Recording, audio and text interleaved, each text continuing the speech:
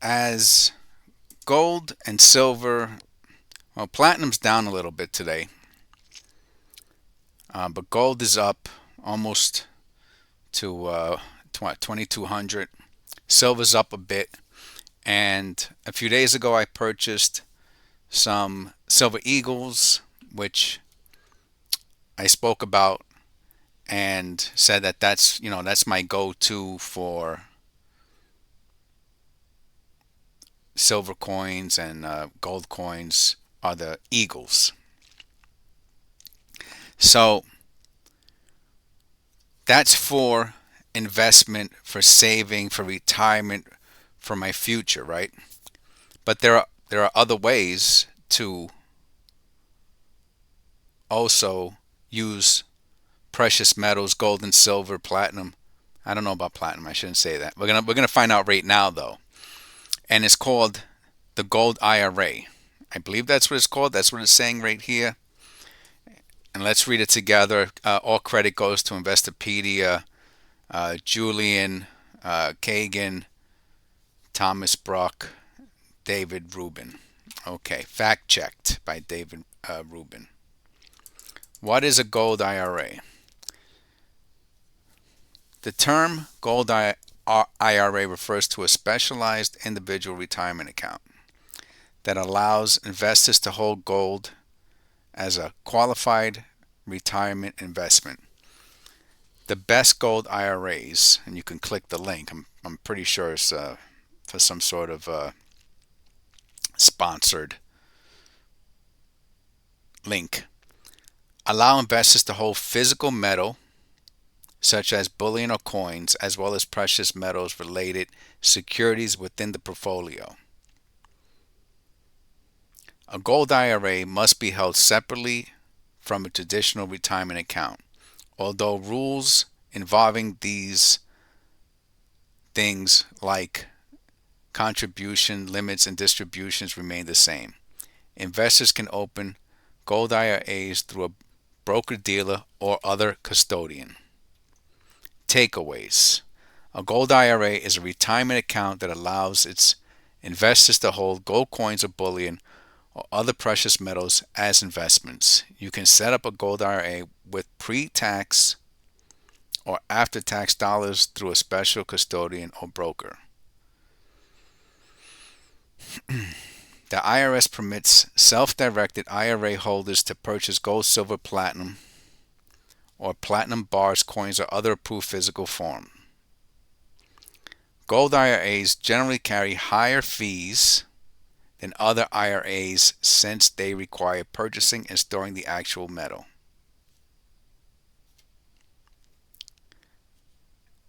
Annual contributions are capped by the IRS, which I guess is the same as a regular IRA. And I'm not saying the same, but it's similar to a regular IRA that you can only put a certain amount. I remember it used to be like, I want to say $6,000 or something like that, give or take 1,000. Understanding gold IRAs, meaning that every year, pre-taxed, you can take out a certain amount of money, put it into your IRA, and I guess the intention is that upon retirement age or the maturity of the IRA, you take it out, but then you're taxed on it, I believe, at that point. So there's no way around the taxing, as far as I know. Feel free to correct me in the comments below, but that's how I remember it was explained to me. Um, when I looked into IRAs, I did IRAs, I took them out early and all that. There's penalties and all kinds of stuff. It's a little tricky, and I'll get into that maybe at a later point. Of course, without that saying, without saying you have to consult a professional and all of that. Right now, we're just getting a little bit of an overview. And if you've never heard of a gold IRA or a precious metal IRA, we're going to look at what Investopedia has to say about it. And I'll give a little bit of my commentary and personal experience along with the video. Understanding gold IRAs. Individual retirement accounts are tax advantaged accounts that help individuals save for retirement. They come in various forms, including traditional IRAs, Roth IRAs, and gold IRAs. As mentioned above, a gold IRA allows investors to stash their money in gold or other precious metals. These accounts must be held separately from normal IRAs. Now, I don't know what the tax advantage is, except that you're not paying.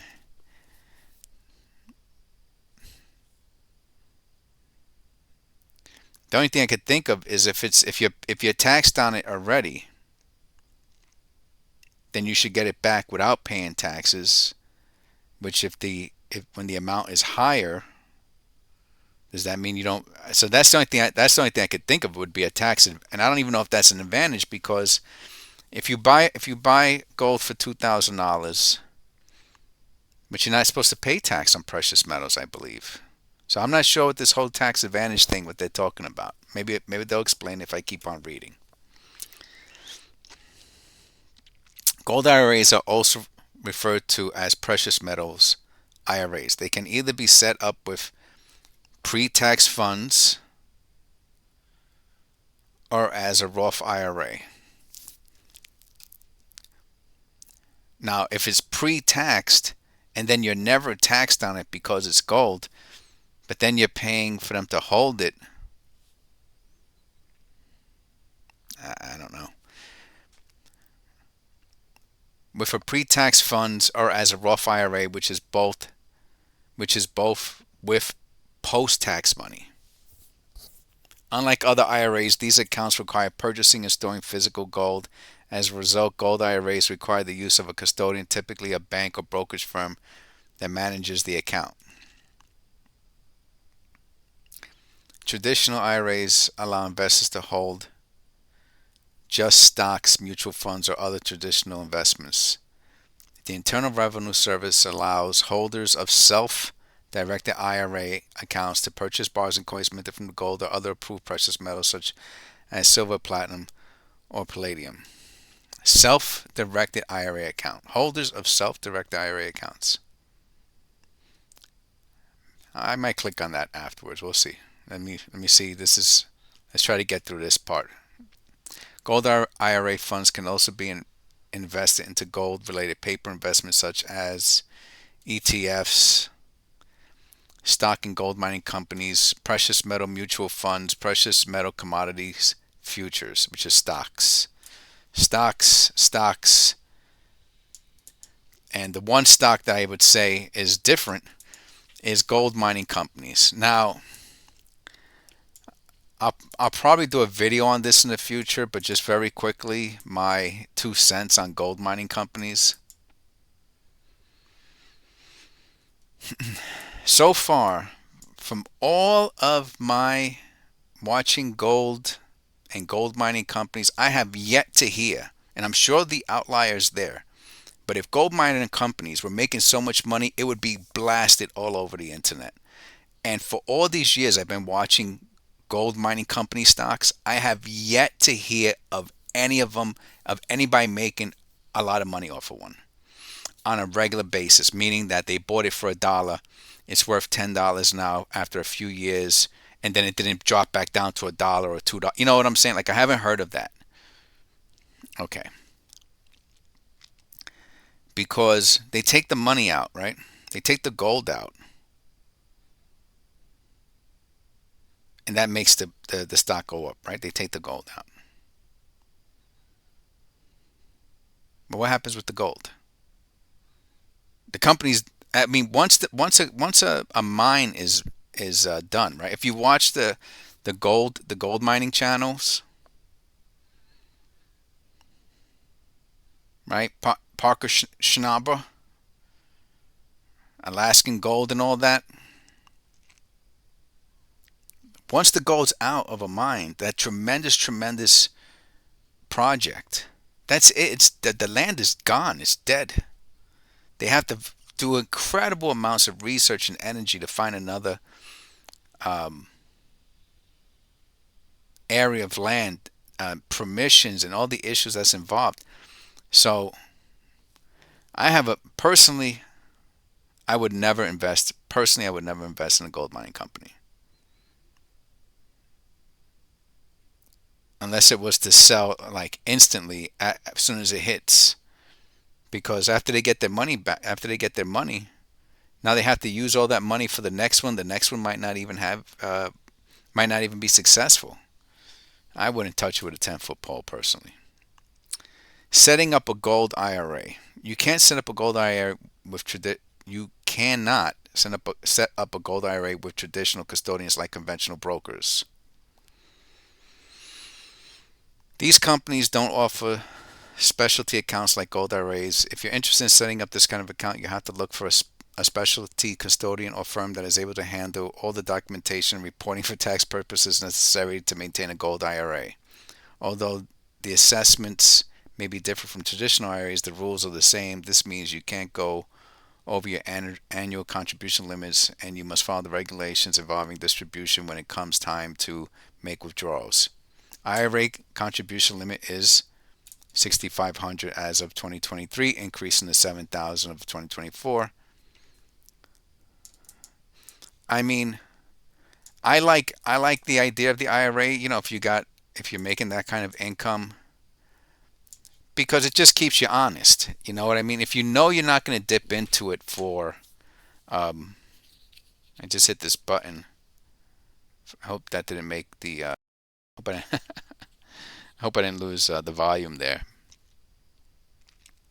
If you know you're not going to tap into it, then I guess that's fine. As far as putting in this example, putting $7,000 a year, you can contribute an additional 1,000 if you're 50 years or older. Total of 7,500, 8,000 in 2024. If you know you're not going to touch it, right? You're 50 years old, you're doing 8,000 a year.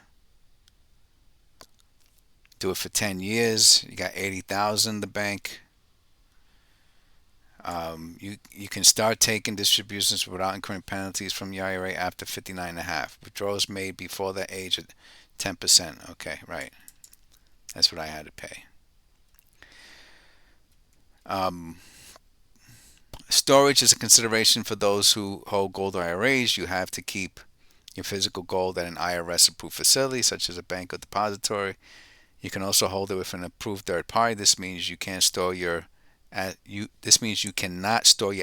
at home. It has to be an approved third party. If you do, it counts as a withdrawal and you have to pay taxes. But there's no tax. That's what I'm saying. There's no tax on purchasing gold that I know of, or silver eagles. But I guess if it's pre-taxed, just put it into a safety deposit box.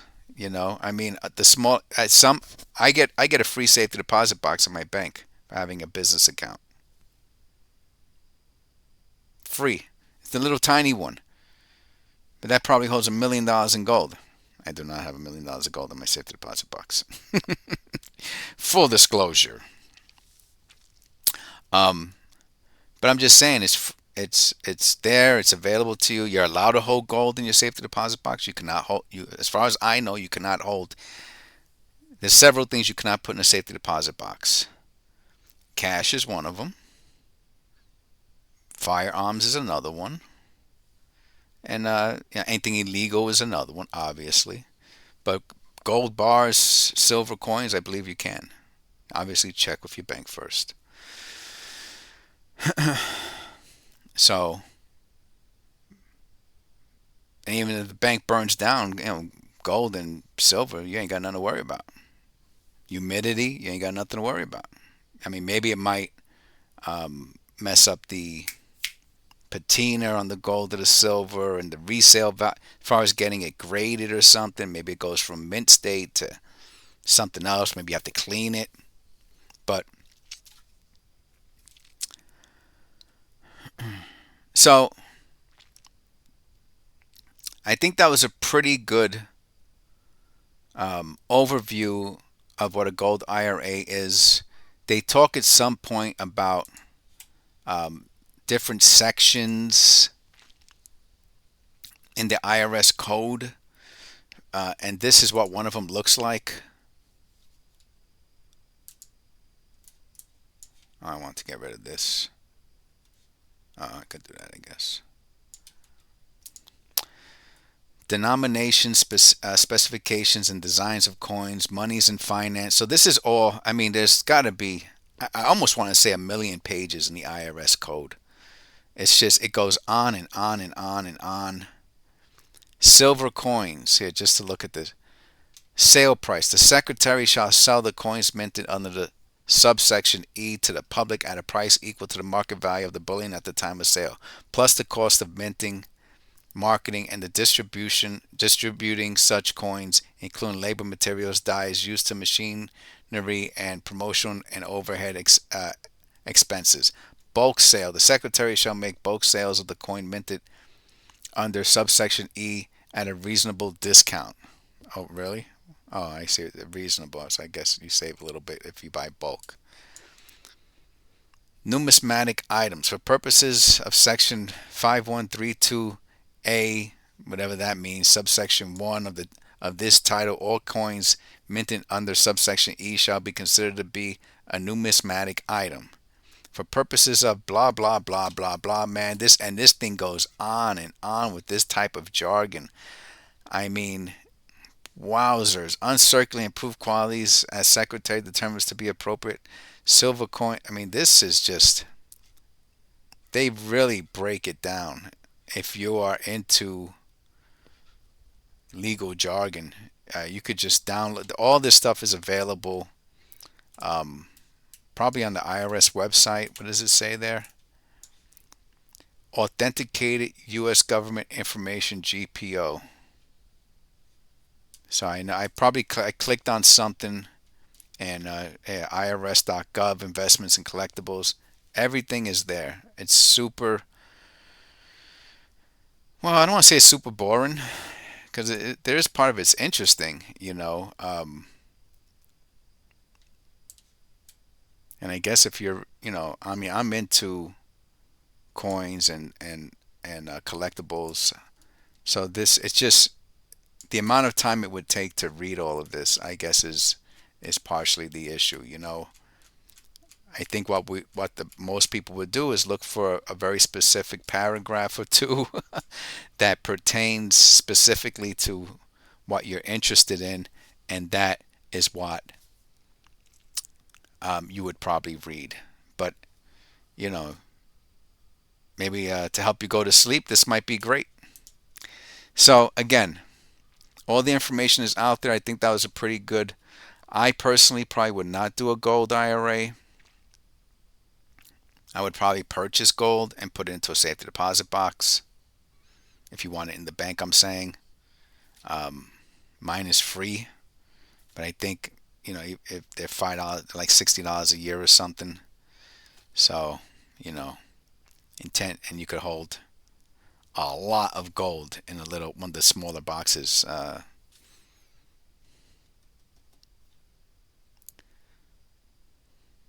So okay, so I hope you found that interesting. Thank you. This is a little bit different than what I usually do. I do like talking about finances and retirement, and you know, you start hitting your 50s. If you're thinking about, you should be thinking about retirement from, you know, as young an age as possible. I shouldn't say retirement. I don't even know if that's even a word anymore, right? Because it is like it's going to be 70 years old soon to retire. I mean, to collect Social Security, and Social Security might even get rid of it. So the whole, not really retirement, but more as investment is the right word I should be using. So that's something, unfortunately, they don't teach in school. They should teach that in school, you know, at a very early age, like first grade. Start talking about investment, and as soon as you know words. Um, but then we'd have a very knowledgeable and educated population, and we can't have that, you know, because that's not good, you know. To be smart, it's not good, you know. But that would be my recommendation, to teach about business and investing and banking and IRS and taxes and all of that from a very, very young age. If you could teach it to your children from a young age, that's, you know, uh, that would be smart. Okay, so thank you for tuning in. I will see you on the next one. God bless and take care.